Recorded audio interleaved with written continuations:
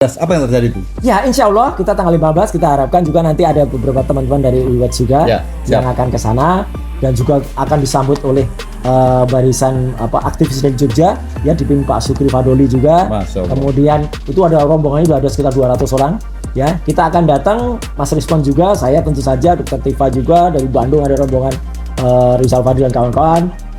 Teman-teman podcast juga ya itu akan ada dan mungkin kita akan live dari sana.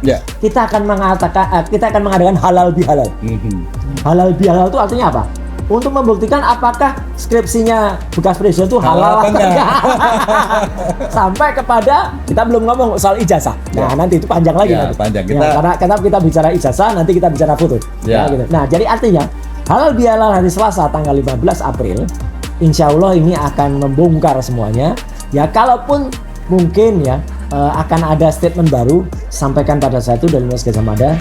Jangan sampai kemudian kita yang bersama-sama, kalau ini mohon maaf untuk teman-teman UI ya, kalau kami dari UGM waktu itu menyanyikan waktu kami mahasiswa Gajah Mada semua itu berjanji memenuhi harapan bangsaku. Itu harus bisa. Anak UGM asli harus bisa. Anak UI pasti juga bisa menyanyikan himne dan menyanyikan marsnya. Nah, apalagi kalau kemudian kita bersama-sama nyanyi itu di depan Balai Rum Gedung Pusat UGM, kita tanyakan soal KKN-nya. KKN yang diinisiasi oleh Profesor Dr. Kusnadi Anjasmantri, mantan rektor UGM juga waktu itu, yang kemudian wajib ya. Jadi anak mahasiswa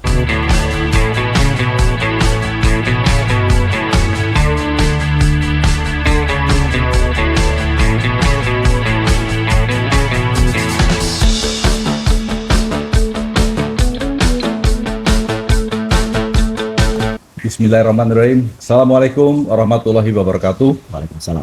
Kembali pada kali ini UIWATS, channel yang terkenal ini dan seru sekali mengundang tamu yang sangat spesial, di mana saat ini jagat Indonesia sedang sibuk dengan masalah ijazah. Ijazah itu biasanya yang punya ada lulusan ya. Nah, inilah Pak Roy Suryo. Ya. Gimana kabar Mas? Terima kasih. Sebenarnya bukan tamu lah. Oh, bukan tamu ya? Ya, kita kan sama-sama di UIWATS Plus ya. Ini dia plusnya. Cuman karena plus itu konotasinya nanti plus nanti video shoot nanti. Seperti yang gitu ya. Yang satunya. Makanya kita bicarakan dulu definisi antara alumni dan lulusan tadi kan. Jadi gitu. Kalau kami di UI itu namanya ILUNI, Ikatan Lulusan Universitas Indonesia. Nah, sekarang kalau alumni gimana, Mas? Nah, itu. Jadi memang di sini tuh ada dua pendapat ya. Kan dulu ada mengatakan di kampus saya, di Universitas Gajah Mada, kan sempat ada adik-adik waktu itu Gilbran dan kawan-kawan, itu kan menobatkan bekas presiden, ya kemarin itu sebagai alumni terburuk gitu ya, sepanjang sejarah gitu. Saya protes waktu itu, jadi saya berdebat sama Gilbran, loh kok protes Mas gitu? Ya, karena dia bukan alumni gitu. Sebentar, Gilbran itu adalah BEM UGM. Ya, dulu ketua BEM. Bukan Gilbran yang Fufu. Bukan Gilbran neraka itu bukan ya. Ini Gilbran. Iya, Gil. Kan itu kan kayak Indonesia gitu ya. Kalau Khalil Gibran. Itu keren kan, itu keren.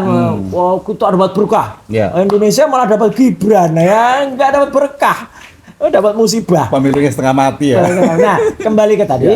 Itu dia bilang, Bang, alumni itu adalah yang masuk semuanya, perkara lulus atau enggak. Nah itu, jadi ini menarik, lulus atau enggak.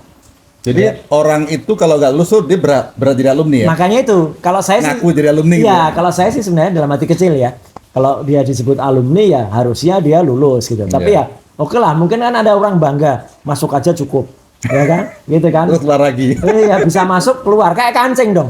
Iya. Ya kancing itu kan bisa masuk terus langsung keluar ya gitu. Dia mungkin kayak kancing aja. Jadi masuk terus kelihatan foto-fotonya, kelihatan kegiatan, masuk ke pecinta alamnya, habis itu nggak ketahuan lulus apa enggak. Nah, karena nggak ketahuan, maka dibuatinlah ijazahnya, dibuatinlah skripsinya, ijazahnya gitu. Itu yang itu seru itu. Jadi karena udah nyinggung skripsi ya, kita sekarang bergeser sedikit topiknya, bukan lagi alumni atau iluni, atau alumni atau lulusan, tetapi tentang skripsi. Ya. Skripsi itu yang ditampilkan pada saat itu adalah seseorang yang pernah menjadi presiden. Kemudian yang menarik adalah pengantarnya itu ya. Itu ternyata belum diterangkan. Gimana Mas? Betul, gini. Jadi sebenarnya apa yang dikemukakan oleh sahabat saya, ya kita kenal betul sekarang namanya, Ya, Bang Baliki. Rismon, Baliki. ya Baliki Academy, Bang Keren Rismon itu. Hasiholan Sianipar, itu betul memang. Dan 5 tahun yang lalu sebenarnya pernah ya Sigit Sunarta itu dekan dari Fakultas Kehutanan itu menampilkan atau menunjukkan foto itu ke depan teman-teman wartawan di Jogja. Ya, ketika ada ribut-ribut ini tahun 2020. Nah, begitu ada itu, saya langsung kontak ke teman-teman media di Jogja. Dapat fotonya enggak gitu? Oh, dapat Bang gitu. Karena pertama kali saya tanyakan, Mas, itu adalah kalian pegang enggak? Enggak. Jadi enggak boleh diserahin waktu itu. Ini saya udah tanda tanya gitu. Jadi hanya dipegang saja, tapi wartawan enggak boleh motret dari depan nyentuh, tapi bolehnya aja difoto dari depan gitu loh. Nah, saya tanya, ada fotonya enggak? Ada gitu. Nah, begitu ada fotonya, langsung kirim ke saya, langsung saya analisis. Saat itu juga, ini masih ada jejak digitalnya, buktinya di Twitter saya. Saya waktu itu sudah mengatakan palsu, gitu. Karena apa? Karena hurufnya itu saya waktu itu mengatakan Times Roman, belum pakai istilah New Roman, tapi Times Roman. Huruf Times Roman itu nggak boleh digunakan untuk skripsi dalam. Ya, kalau luar silahkan saja itu disetting gitu, disetting oleh percetakan. Tapi kalau dalam nggak, karena dalam itu harus pakai huruf yang proporsional. Artinya dan bisa diukur, ya ketik langsung bisa diukur lebar huruf M dan lebar huruf I itu harus berbeda ya kalau proporsional. Tapi kalau non proporsional yang diperbolehkan dalam skripsi itu I dan M sama lebarnya. Itu bisa kita lihat kalau mesin ketik. Jadi mesin ketik itu kan bisa dihitung satu baris itu berapa karakter, kemudian atas bawahnya berapa spasinya bisa. Nah itulah yang dihitung, bukan kemudian dia bisa ngatur sendiri. Nah hanya saja satu ketika sudah muncul di Twitter ya, kemudian ya pembahasannya hanya sampai ke segitu karena tidak berhasil kita mendapat lebih jauh. Sebenarnya ada cerita di balik itu dan ini mulai saya ceritakan. Nah, saya tiga kali itu sebenarnya datang ke kampus UGM ya gitu, ke perpustakaan Fakultas Kehutanan. Tapi ya mungkin saja karena wajah saya itu udah pasaran. Jadi begitu datang kayak sudah di produser sih enggak baik-baik, tapi juga sungkan. Mereka bilang, saya tanya, boleh lihat nggak kemarin yang ditunjukin oleh Pak Dekan kepada teman-teman wartawan itu? Oh itu Pak, nggak ada di sini gitu. Jadi dikatakan nggak ada di perpustakaan. Terus gimana? Waduh kami juga nggak tahu, kata petugasnya. Mungkin disimpan di rektorat. Wow, jadi saya datang ke satu tempat. Iya kan? Ya waktu itu ada kemungkinan karena katanya dia itu kan masih presiden waktu itu. Jadi ada kemungkinan ijazah seseorang yang membanggakan tuh disimpan di rektorat. Saya ke rektorat. Gitu. Ketika saya ke rektorat, saya mendapatkan kabar juga, oh nggak di sini, diketawain saya sama staf rektorat. Masa Mas Roy nggak ngerti lah, masa skripsi disebut di rektorat gitu. Loh, siapa tahu kan ini skripsinya orang nomor 1 gitu kan. Nah, singkat kata saya kemudian dapat jawaban itu disimpan oleh Pak Dekan. Nah, inilah saya susah sekali mencari yang namanya Dekan Sigit Sunarta ini. Nggak pernah ketemu sampai terus terang ini. Saya salut kepada sahabat kita Rismon Hasiholan Sianipar itu karena dia datang dari Bali ya ke Jogja bersama istrinya lagi. Dan dia mungkin karena polos gak dikenal kan gitu ke perpustakaan dia boleh masuk. Nah dia cari itu, ketemulah itu skripsinya yang ditulis Arang Joko Widodo. Jadi tapi dia kemudian hanya diberi waktu 5 menit karena untuk lihat-lihat itu. Ya udah dia pergunakan waktu itu untuk motret halaman awal, judul, halaman pengesahan, kemudian motret halaman terima kasih, ya sama belakang. Disitulah muncul hipotesis dia, yang ini saya dukung penuh, ya, ketika dia mengatakan bahwa halaman judul dan halaman pengesahan itu dibuat tidak menggunakan teknologi yang ada pada saat skripsi itu tahun 85. Karena Mas Rismon menyebut itu dibuat dengan Times News Roman, yang itu baru ada ketika zaman Windows 31 atau 311 itu tahun 92 ya atau 28. Ini benar, ini saya dukung betul ya statement Rismon itu karena 5 tahun yang lalu saya sudah menyampaikan ini dan tetap ada buktinya di Twitter, ada di artikel saya. Artinya begini, ada pemaksaan untuk fakta yang salah ya, atau dengan kata lain pemalsuan ya. Kalau ternyata pada skripsi yang disebut-sebut itu milik bekas presiden itu, pada halaman isi, yaitu mulai dari kata pengantar sampai dengan 91 halaman berikutnya, itu diketik pakai mesin ketik biasa. Ya. Tapi depannya, halaman pengesahan, itu diketik pakai komputer. Dibuat baru berarti? Pakai mesin baru, pakai tinta yang ini nanti mau kita cek juga pada tanggal 15 ya Nah, gitu itu kita menarik kesana. tuh. Itu di print pakai yang bukan era printer zaman itu. Era printer zaman tahun 85, Bang, itu maksimal itu dot matrix. Maksimal. Ya gitu. Kebetulan, kalau ini hanya kebetulan saya. Saya tuh dari awal mulai mahasiswa tingkat 1, saya tuh kerja di salah satu toko komputer di Wah, Jogja. luar biasa. Meskipun mahasiswa komunikasi. Luar Dan biasa. toko komputer di Jogja itu waktu itu hanya ada 2. Satu namanya Cika, satu namanya Komputa. Lainnya belum ada. Prima itu? Apa? Prima itu fotokopi, Oh, bukan toko fotokopi. komputer. Ini toko komputer, ya. Nah, Prima itu baru ada tahun 86. Saya mahasiswa kelas tingkat 1, Prima itu belum ada, baru ada. Ada lagi namanya Sanur. Tapi sebenarnya yang lebih tua dari itu ada namanya percetakan perdana. Percetakan perdana itu ada di utaranya Selokan Mataram, di utaranya UGM, daerah Barek. Perdana memang sering dipakai untuk mahasiswa itu memprint itu. Cuman Mahal pasti, bukan, mahal. bukan lah. Huruf yang dimiliki oleh perdana itu dulu ada yang namanya litografi, ya percetakan lalam. Hurufnya pun juga pakai huruf yang cetak tinggi namanya. Cetak tinggi itu hurufnya disusun satu-satu, Lama ya. lama. Kemudian dicetak, diputar, gitu. Terus kelihatan. Nah, kadang-kadang kebalik-balik, baru dibenerin lagi. Dan makanya kalau skripsi yang benar di tahun-tahun 80-an atau 70-an, itu kadang-kadang hurufnya lucu-lucu gitu. Ada yang dia asal hurufnya gede-gede, ada yang kecil bahkan dibikin Latin gitu. Itu hasil cetak mesin cetak tinggi. Itu zaman John von Gutenberg tuh. Zaman dulu kan mesin cetaknya mesin cetak tinggi kayak gitu. Nah, ini apa cucunya gitu dari Gutenberg mesinnya. Jadi di Jogja waktu itu memang ada beberapa percetakan yang bisa menerima desain judul dan pengesahan. Tapi harganya mahal banget untuk satu itu. Nah, kalau di kurs ya kira-kira 150 sampai 200 ribuan lah. Oh, itu. Iya, itu kan uang saku kita gitu. Nggak mungkin lah ya? seorang mahasiswa kemudian mempertaruhkan duitnya hanya untuk selembar dan kalau halaman judul mungkin. Tapi kalau halaman pengesahan kan kadang-kadang salah ketik lagi nama dosen pembimbing misalnya atau nama dekan salah. Wah, pasti Dimarahin pengulangin. Ini kan salah. Ya. Ya, satu huruf salah. Jadi ada nama Ahmad itu Sumitro. Itu yang bahkan yang ngoreksi bukan kaleng-kaleng. Yang ngoreksi adalah putrinya. Ya, dari Amerika. Putrinya sendiri. Ya, yang sekarang sudah ada di luar negeri. Putrinya itu juga lulusan kehutanan. Jadi kalau yang ngoreksi putrinya Pasti benar. pasti benar. Jadi namanya beliau itu Pak Prof Ahmad Sumitro itu bukan OE, bukan Soemitro, tapi Sumitro. Ya. Iya, SU. Jadi kalau kemudian itu salah, pasti nggak akan ditandatangani. Lah ini kok ditandatangani? Dan tanda tangannya beda lagi. Aduh, ini kayak anak Luar SD. biasa. Anak SD belajar tanda tangan. Prof Ahmad Sumitro yang asli, tanda tangannya tegas sekali, Tegas, tajam, terus ada tinggiannya.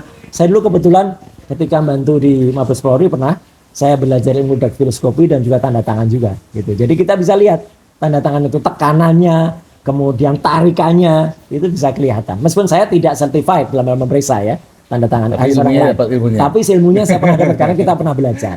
Intinya apa? Lembar pengesahan itu boleh dikatakan palsu. Nah, apalagi nggak ada tanda tangan kan? Nah, apalagi nggak ada tanda tangan. Kalau lembar pengesahannya palsu, kemudian yang lucu banget, ini lucu banget. Ya, ingat nggak ketika bekas presiden itu dulu sempat tahun 2017 berkunjung ke UGM, beliau memanggil orang namanya Kasmujo. Nah, nama Kasmujo itu nggak ada di skripsinya. Pembimbing ini gimana?